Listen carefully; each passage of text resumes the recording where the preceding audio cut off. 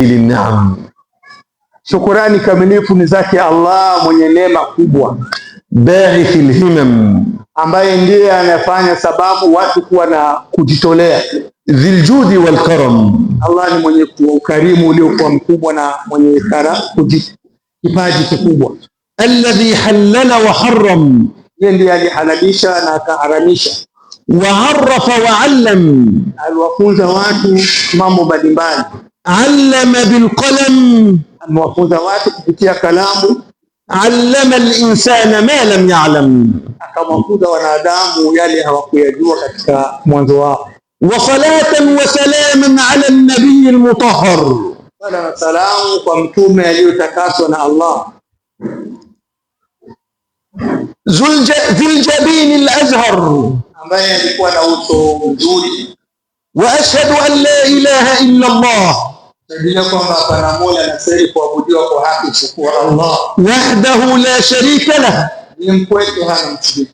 Wa ashhadu anna sayyidana wa nabiyyana wa habibana sayyidana Muhammadur Rasulullah, bila kwamba mpenzi wetu na bwana wetu Muhammad ni mtume wa Mungu. Amma ba'd, baada ya hayo mtazamo, ayuha alhaflu alkarim, ndugu tuliokusanyika katika mkusanyiko mzuri, innahu la min arwa'i jamal, ni katika mambo ya kupendeza. Bal huwa sihru alhalal, ndio kweli kusema ni uchawi uliokuwa halali. Ijtima'u hadhihi alwujuh at-tayyiba fi hadha al-yawm al-mubarak, ndio kama hizi kutana katika siku kubwa kama hii leo, litakrimi tullabi ilmin, kwa ajili ya kuwakirimu wanafunzi wenye kusoma elimu. Abda'u bikalimati awalan bishukri لأصحاب المقام الرفيع فضيلة الشيخ علي والقائمين على معهد النور أولا.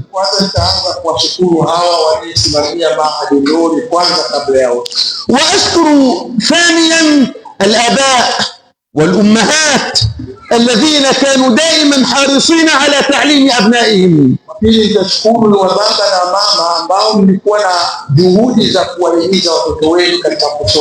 وأبشركم دائما بأن الله عز وجل اصطفاكم في هذه البلدة بأن علمكم أمور دينكم.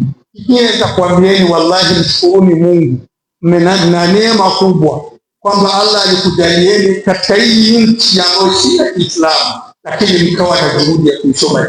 فقال الله تعالى يرفع الله الذين آمنوا منكم والذين أوتوا العلم درجات.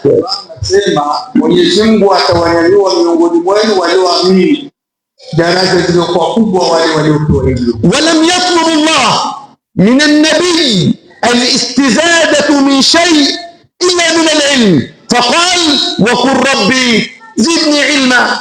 Mtume Muhammad sallallahu alaihi wasallam hakuomba ziada yoyote kwa Mwenyezi Mungu katika maisha yake isipokuwa ziada ya elimu. Anamwambia Mwenyezi Mungu, e Mola wangu nizidishie elimu. Lidha uqaddim lakum ba'd an-nasaih, ndio maana nitapenda kuwapa nasaha fulani. Awalan alaykum bil ikhlas, ya kwanza, na hii ndio nguzo ya kila matendo ya Muislamu. فلو نظرنا في هذا العالم وتساءلنا سؤالا لذا أو لما لم يخرج منا إماما كالبخاري وأحمد والشافعي ومالك وأبو حنيفة، لما لم نجد بيننا مثل هؤلاء؟ mbona hatuwapati watu wanakuwa na sifa na kufanana kama wale ndio wasiyesuluhu? Al-Imam al-Bukhari, al-Imam Ahmad, al-Imam Muslim, al-Imam Shafi, al-Imam Abu Hanifa, watu ambao mtu alikuwa kitabu ni mfano wa mlima kwa sifa na ilmu. Kwa nini leo hatuna daraja kama hizo? رغم أن سبل العلم ميسرة إلينا عنهم، فهم كانوا يسافرون بالشهر والشهران لتخريج حديث وللبحث عن مسألة، أما نحن في دقيقة وأقل من دقيقة عن طريق الإنترنت نستطيع أن نصل لتخريج الحديث. لهذا kwamba leo njia za kusoma ni rahisi zaidi kuliko ilivyokuwa. Walikuwa ili apate hadithi anafanya mwezi mzima anasafiri kumtafuta mwenye atampa hiyo hadithi. Lakini leo kwa dakika moja internet na kurahisisha unafanya masaa 100 wakati mmoja. Lakini wa yuallimukumullah, kuambieni sababu ilifanya wao wawe ndio nafasi, na sisi na uwezekano wetu wote mkubwa tuwe chini ni moyo, ikhlas. Mwenyezi Mungu anasema mcheni Mwenyezi Mungu atakupeni elimu. Sasa tulipokosa ucha Mungu pamoja na juhudi zetu, elimu zetu siku zote za kuacha. النصيحة الثانية عليكم بالمداومة على العلم. Nasiha ya pili vijana wangu ni juu yenu kila siku kudumu katika kusoma. فليس للعلم سن معين، بل كما قال الإمام أحمد مع المحبرة إلى المقبرة. Elimu haina muda maalum. Kweli kama alivyosema Imam Ahmad katika hali ya uzee, watu wakamwambia mbona unajichosha katika hali? Sema yeye elimu inamwanzia mtu tokea kuacha ziwa mpaka siku atapelekwa kaburini. Kwa Qur'ani. Lakini hapo akaja mmoja katika wanavyoni kwenye baraza la mfalme. Mfalme akanyanyuka kwenye kiti chake akamkaribisha ule mwanachuoni mbele. Ule fundi akaingiwa na huruma. Ina maana wasomi wana daraja kubwa, akaacha ile kazi alikuwa nayo akaanza kujifunza na yeye ili awe mwanachuoni kama alivyokuona wewe.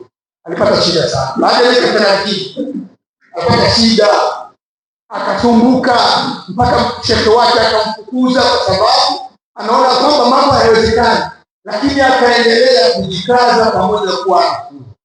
خرج السكاكي حزينا لأنه لم يستطع تحصيل العلم، فجلس بجوار جبل فوجد أن ماء ينزل على الحجر مرة فمرة حتى تأثر الحجر، فقال قلبي أشد من الحجر، فظل يداوم على العلم حتى صار السكاكي عالم البلاغة، وذلك بمداومته على طلب العلم. Alipofuzwa akatoka anahuzunika sana, lakini akaenda katika kupumzika, akapumzika sehemu moja kwenye mlima, maji yalikuwa yanashuka. Amekaa pale anaona maji yanashuka, kuna jiwe kubwa lilikuwa limesimama, amekaa pale njia kwenye maji yanashuka, anagonga ile jiwe kidogo linachimbika mpaka likatoka. Jiwe kubwa, maji haya madogo yanashuka yalitoromosha. Sasa roho yangu itashindwaje kupata elimu? Akavumilia, akarudia kwenye uwanja wa elimu, akavumilia shida, akavumilia mchoko, akavumilia tabu, akavumilia matusi, mpaka akawa ni mfano unapigiwa kwa walimwengu kwenye elimu na balagha leo. نجد أن كثيرا من الطلاب يتركون العلم لتحصيل المال. فروي أن الإمام علي سأل رجل يسمى كميل فقال له يا كميل العلم أم المال؟ Tunaona baadhi ya vijana wengi wanaacha elimu wetu waende kutafuta pesa. Tamam. Ndio msemo wa leo.